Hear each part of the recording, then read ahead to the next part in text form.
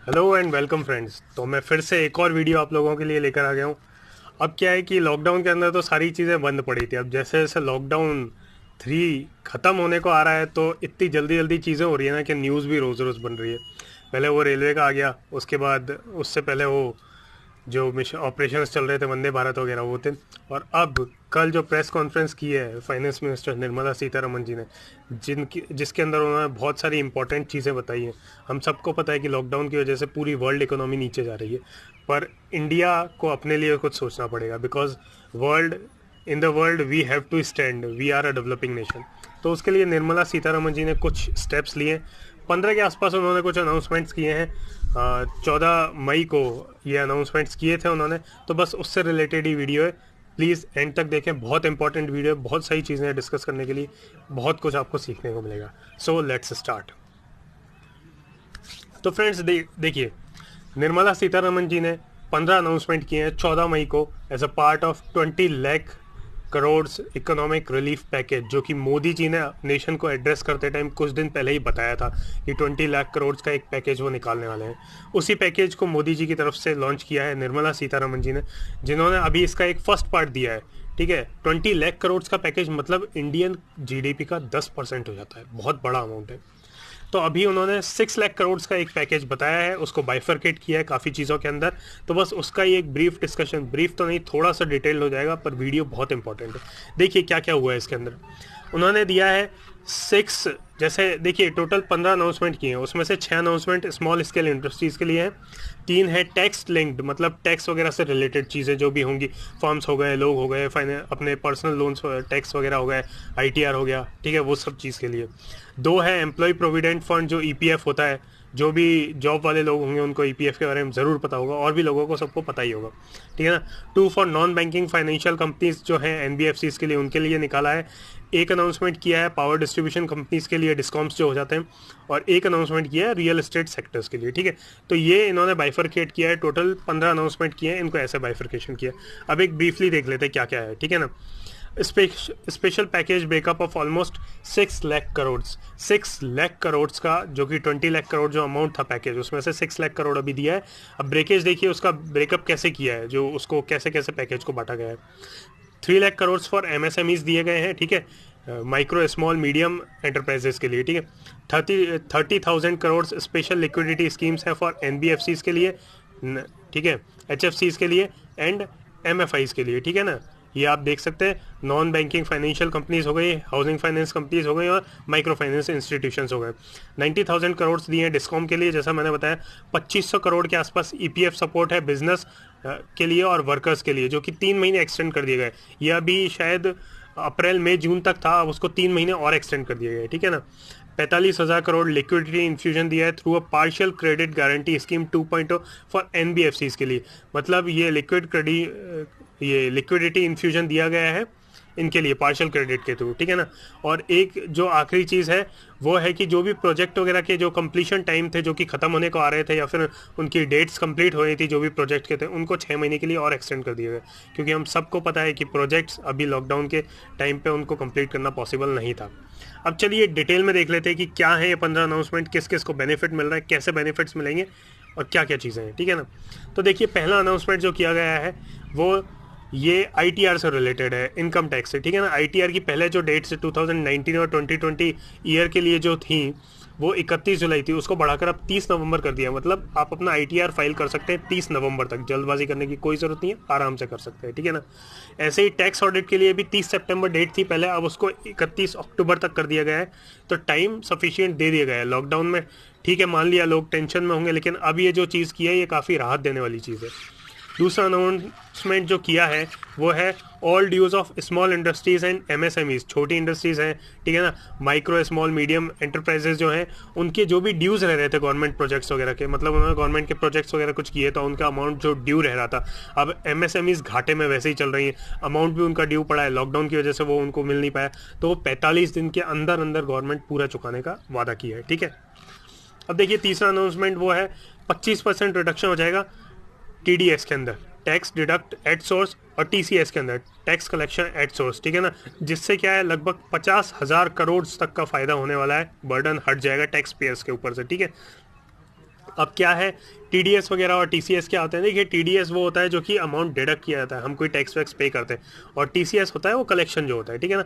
तो अब देखिए कैसे कैसे पेमेंट्स पर ये हो रहा है। आप कहीं पे नॉर्मल पेमेंट वगैरह कर रहे हैं, कोई कॉन्ट्रैक्ट वगैरह के दे रहे हैं, प्रोफेशनल फीस पे कर रहे हैं कहीं पे, ठीक है, इंटरेस्ट भर रहे हैं आप किसी लोन के ऊपर, रेंट वगैरह पे कर रहे हैं, कमीशंस हो गया है, ब्रोकरेज, इनमें से कैसे भी चीज़ का आप अगर फाइनेंशियल या पेमेंट वेमेंट कर रहे हैं तो उसके अंदर आपको 25% रिडक्शन मिलेगा, फ़ायदा होने वाला है, ठीक है ना।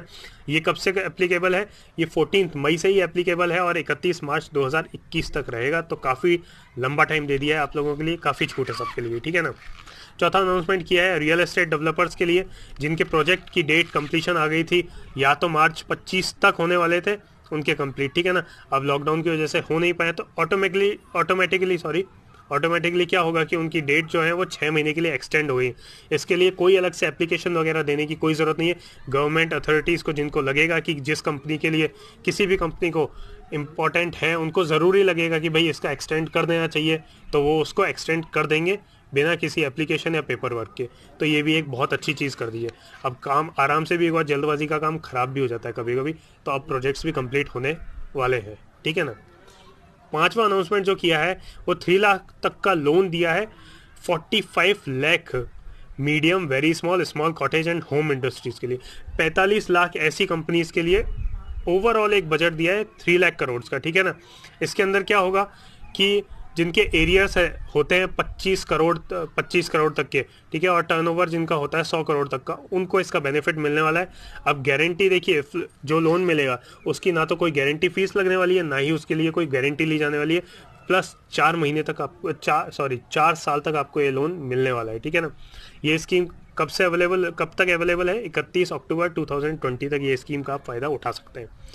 छठा अनाउंसमेंट जो किया गया है वो है 20,000 करोड़, ठीक है ना, 20,000 करोड़ लोन दिया गया है वापस से 2 लाख स्मॉल इंडस्ट्रीज़ के लिए। पहले ये दिया गया था 3 लाख 45 लाख मीडियम ऐसी इंडस्ट्रीज़ के लिए जिनके एरियर्स वगैरह का ये एक लिमिट दी रही है, ठीक है ना। अब यहाँ पर क्या है, इसके अंदर ये रहेगा कि भाई ऐसी कंपनीज जो होती हैं, ये 2 लाख स्मॉल इंडस्ट्रीज़ को जो क्राइसिस के अंदर चल रही हैं, जो जिनके फंड्स वगैरह दिक्कत हो रही है, ठीक है ना, क्राइसिस में चल रही हैं, उन लोगों को ये लोन दिया जाएगा, ठीक है। Government to credit guarantee fund trust to bank to micro and small. अब ये देखिए ये पहुंचेगा कैसे उन लोगों तक। गवर्नमेंट जो देगी क्रेडिट गारंटी फंड ट्रस्ट को ये अमाउंट देने वाली है। क्रेडिट गारंटी फंड ट्रस्ट क्या है, बैंक्स को देने वाले हैं, और बैंक्स जो है बैंक्स के थ्रू ले सकते हैं माइक्रो एंड स्मॉल एंटरप्राइजेस। तो ये एक चेन के थ्रू आप तक अमाउंट पहुंच जाने वाला है, ठीक है।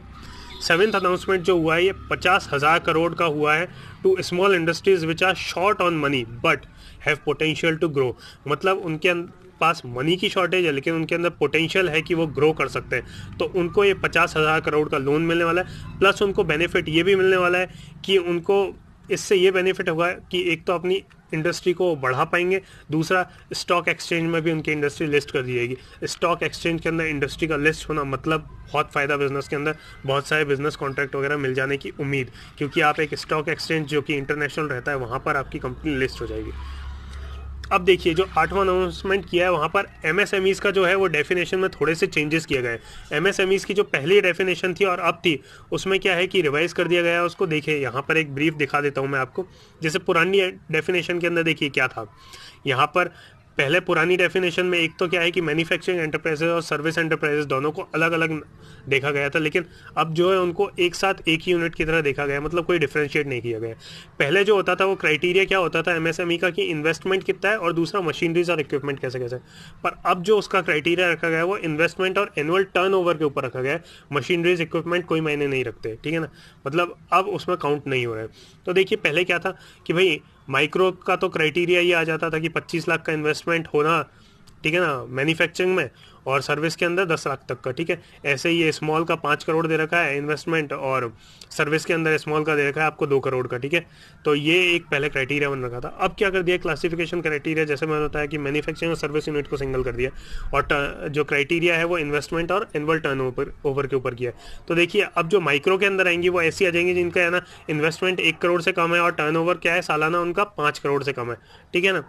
स्मॉल के अंदर आ जाएंगी इन्वेस्टमेंट जिनका 10 करोड़ से कम है और सालाना टर्नओवर 50 करोड़ करोड़ से कम है, और मीडियम के अंदर आ जाएंगे जिनका 20 करोड़ से कम इन्वेस्टमेंट है और टर्नओवर उनका 100 करोड़ से कम है। तो ये एक नया डिफाइन किया है, इससे बहुत फ़ायदा होने वाला है। देखिए, एक तो क्या है कि आपका टर्नओवर का क्राइटेरिया बढ़ा दिया, आपका इन्वेस्टमेंट का क्राइटेरिया बढ़ा दिया, तो आप कंपनीज़ को ग्रो करवाएंगे। अब जो एमएसएमईज हैं वो अच्छे से ग्रो भी कर पाएंगे, ठीक है, और ज़्यादा फाइनेंशियली भी अच्छा स्ट्रांग हो पाएंगे। अब देखिए, नवा अनाउंसमेंट जो किया है गवर्नमेंट ने, government tender up to 200 crore. अब ये जो किया है ये बहुत ही अच्छा किया है। ये एक तरह से एक इनिशिएटिव है, एक और इनिशिएटिव है, ये कह सकता हूँ कि एक और इनिशिएटिव है मेक इन इंडिया को सपोर्ट करने के लिए। मेक इन इंडिया को कैसे, देखिए 200 करोड़ तक के जो भी प्रोजेक्ट्स आने वाले हैं ना, वो सारे के सारे डोमेस्टिक स्मॉल स्केल इंडस्ट्रीज़ को मिलने वाले हैं। मतलब ग्लोबल इंडस्ट्रीज़ को वो नहीं मिलेंगे, ग्लोबल इंडस्ट्रीज़ को उससे बड़े प्रोजेक्ट्स दिए जाएंगे। अभी तक ये होता था कि कोई भी प्रोजेक्ट आ रहा है, ऑब्वियसली है कि ग्लोबल इंडस्ट्रीज़ थोड़ा अच्छी होती हैं, उनके पास इक्विपमेंट्स वगैरह अच्छे होते हैं, उनकी वर्किंग जो मेथोडोलॉजी रहती है वो भी अच्छी होती है हमारी डोमेस्टिक इंडस्ट्रीज़, इसलिए डोमेस्टिक इंडस्ट्रीज़ को प्रोजेक्ट नहीं मिलते थे। लेकिन अब गवर्नमेंट ने फिक्स कर दिया कि 200 करोड़ तक के प्रोजेक्ट सिर्फ डोमेस्टिक स्मॉल स्केल इंडस्ट्रीज़ को ही दिए जाएंगे, कोई ग्लोबल इंडस्ट्री को नहीं दिया जाएगा। तो ये बहुत ही अच्छा एक बेहतरीन इनिशिएटिव मैं कहूँगा, ठीक है। अब 10th और 11th जो अनाउंसमेंट जो किए हैं ये लगभग लमसम एक ही टॉपिक से रिलेटेड है, इसलिए मैंने एक में ही कवर कर दिया है।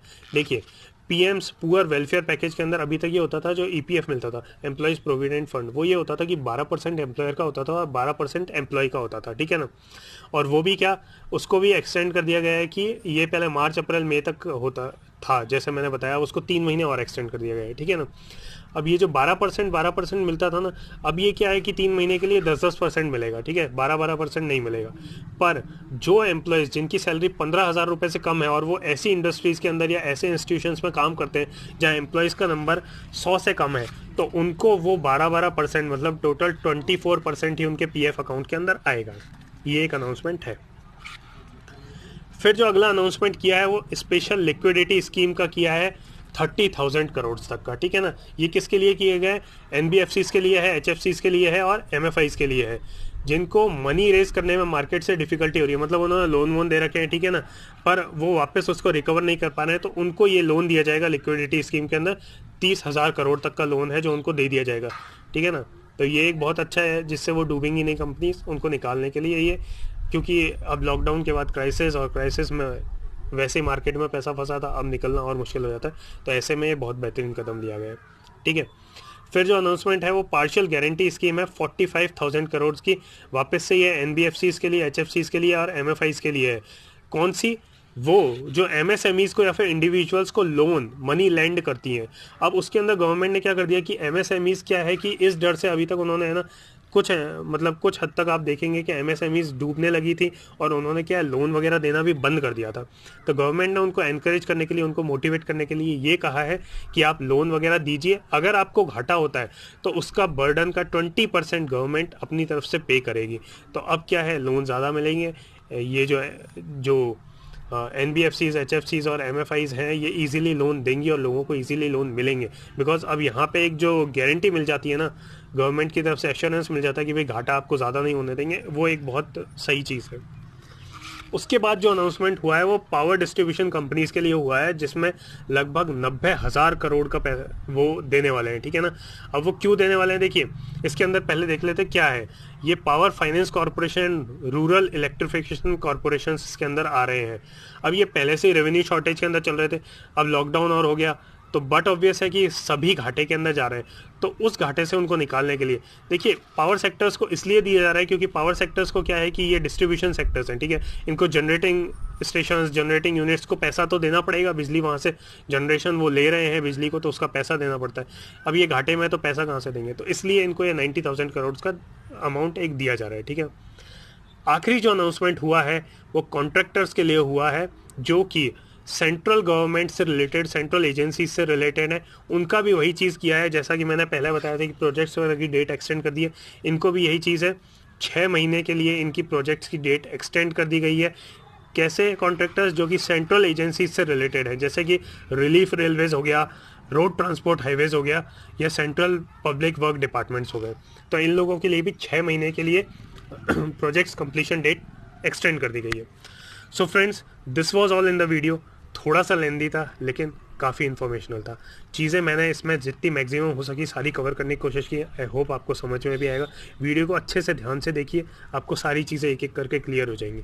ठीक है, अब इसका जो सेकंड पार्ट है, जो कि आज निर्मला सीतारमण जी ने प्रेस कॉन्फ्रेंस फिर से ली है, उसमें मज़दूरों के लिए या फिर जो दुकानें चलाते हैं या फिर ऐसे जो ठेले वगैरह या ऐसी चीज़ें चला लगाते हैं, उनके लिए भी कुछ पैकेजेस वगैरह कुछ निकाले हैं। तो उसके बारे में मैं एक और वीडियो, आपका नेक्स्ट वीडियो उस पर ही लेकर आऊँगा। So keep watching this for more informational and more knowledgeable things. This is Vishal signing off. Thank you.